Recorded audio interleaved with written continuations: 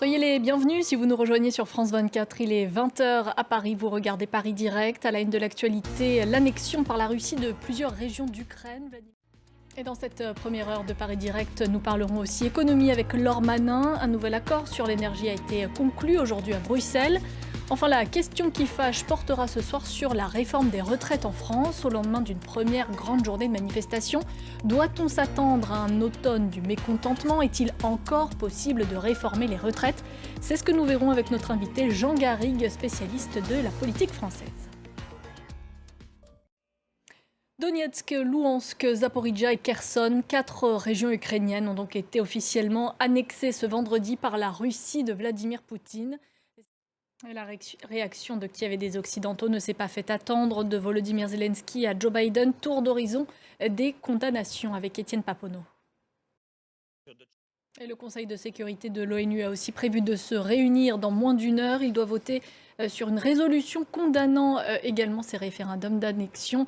Un texte soumis par les États-Unis et l'Albanie, mais qui n'a aucune chance d'être adopté en raison du veto russe.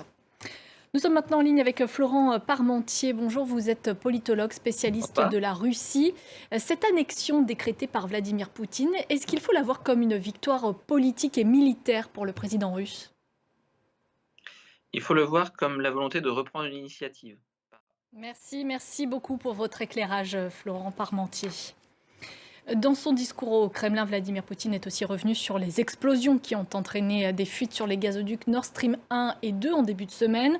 Selon le président russe, les anglo-saxons sont responsables, des accusations que rejettent en bloc les Occidentaux. Valériane Gauthier. On passe au reste de l'actualité. Au Burkina Faso, des pourparlers sont en cours pour ramener le calme et la sérénité. C'est ce qu'annonce la présidence du pays.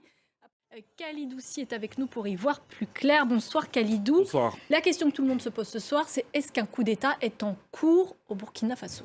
Effectivement, c'est la question que tout le monde se pose à Ouagadougou, au Burkina Faso, et je dirais même dans les chancelleries des pays voisins. Merci beaucoup Khalidou Sy pour vos informations.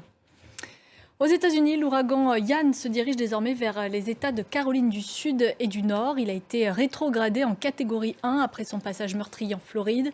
Le dernier bilan fait état d'au moins 12 morts, mais selon les autorités, ce chiffre pourrait encore augmenter. Laura Roudot et Laura Cambou.